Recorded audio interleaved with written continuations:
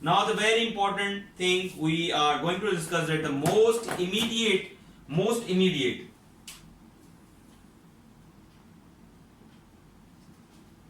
then we will finish it over here, and then we will continue it on other day with the rest of the treatment of the acute ST elevation MI, that what would be the strategies and all these things, and we will discuss it in very briefly and scientifically, inshallah. So most immediate management of STEMI in ER, obviously you know that aspirin, adult aspirin, 325 milligram ASAP you need to give, or 4 baby aspirin you need to give to this patient ASAP, as soon as possible, if the patient has diagnosed as ST elevation MI. Okay. Second thing you have is oxygen. You will not give a liberal use. You cannot use the liberal. You cannot use liberally the oxygen. You cannot use you cannot do the liberal use of the oxygen on the MI patients. Now it is recommended from the American Heart Association and American College of Cardiology that if the sets are more than 94%, you can there's no need to give the oxygen. If the patient has sets less than 90% or 94%, then you can give the oxygen to that patient. Now and then the nitrates, obviously you need to relieve the pain first. Then what are the indication of the nitrates? Acute chest pain, signs of heart failure, hypertensive crisis, obviously. These are the things. And what are the contraindication of the nitrates? Contraindication of the nitrates.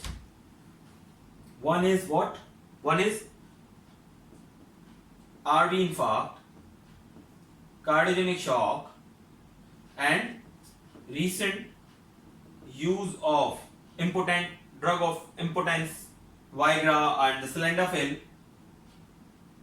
within 24 hours and tadalafil within 48 hours. So these are actually the contraindication to use of the nitrates. And the thing, and after that we have what? We have to relieve the chest pain, because the most important thing in the acute MI and the most immediate thing is that you need to give relief to the patient from the chest pain.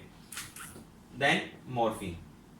You cannot use, you cannot do the liberal use of morphine as well, because Crusade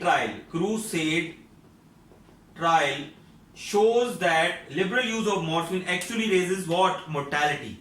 All those patients in which they use morphine liberally, and that trial showed that it actually increases the mortality if you will use the morphine liberally.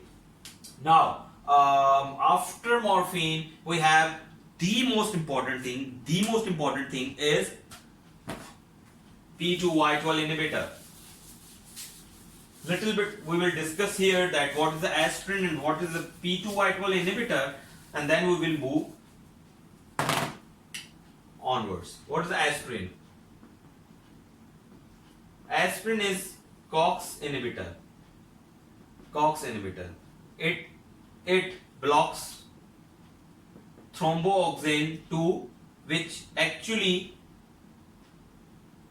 provides facility to the platelets to aggregate. Actually it provides facilitation to the platelet aggregation. Okay, platelet aggregation. So it actually blocks the aggregation, platelet aggregation. Thromboxane actually blocks the aggregation of the platelets. What? Aspirin. Now we will discuss here that which P2y12 inhibitor is suitable and which cannot. So we have we will discuss here very briefly that P2y12 inhibitor. We have what options we have with the P2y12 inhibitor. Well, most conventional, the most older one is obviously clopidogrel, then ticagrelor, then prasugrel, These are the oral ones. And then we have IV. That is the canigrelol. Okay. So the Clopi, the Tika and the Presu. Obviously, in the Pakistan, the most readily available is clopidogrel, but there are a lot of data over Clopi versus Tika, Clopi versus Presu, Clopi, but here we're gonna discuss only that the loading of the Clopi before PCI in ST elevation MI in the acute emergency management of acute ST elevation MI in emergency. So then that you need to give the patient 300 milligram of clopidogrel before what? In emergency room, okay, before PCI. But there is a lot of confusion that should we give the patient to the 300 loading dose or the 600 loading dose. Then Armida trial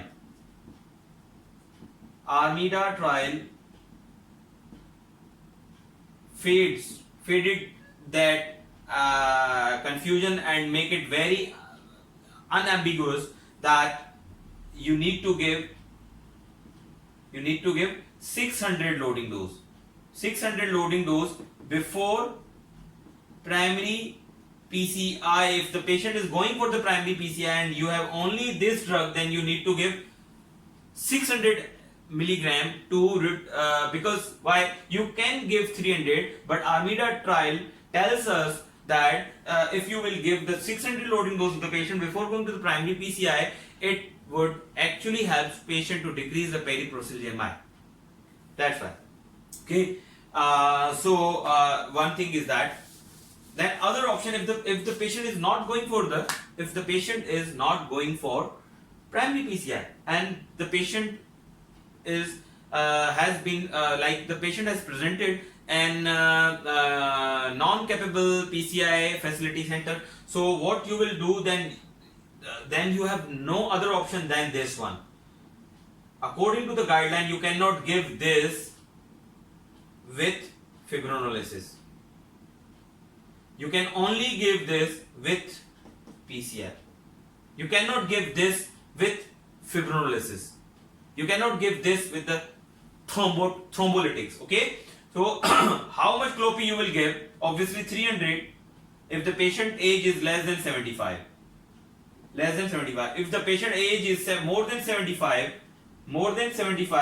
then you will give only 75 milligram of clopidogrel. Okay, so you will give the only 300 gram. If the age is less than 75, the age is more than 75, then you will give the only clopidogrel. These are not the options with the thrombolytics.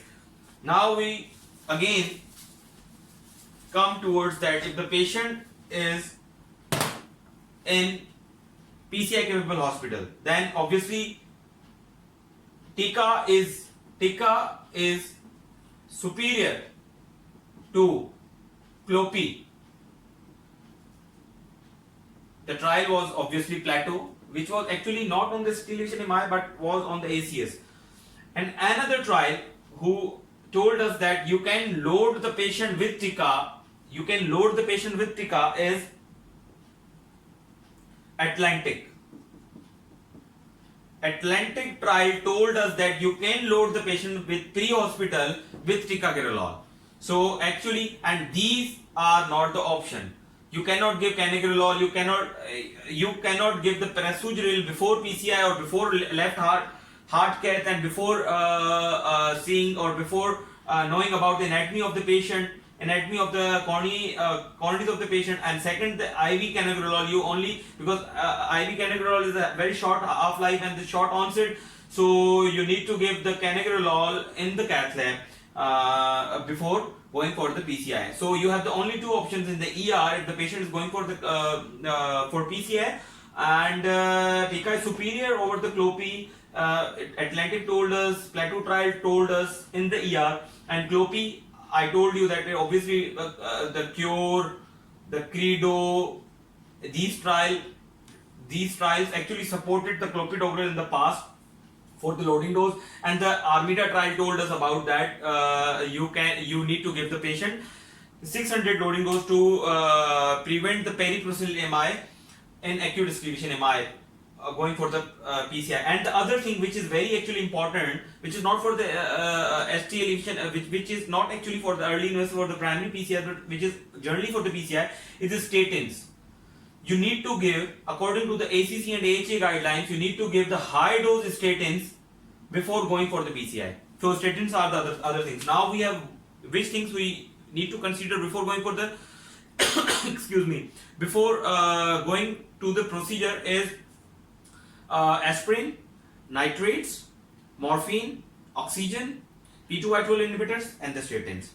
And I hope that this lecture actually would help you a lot in your examinations, in your basic knowledge.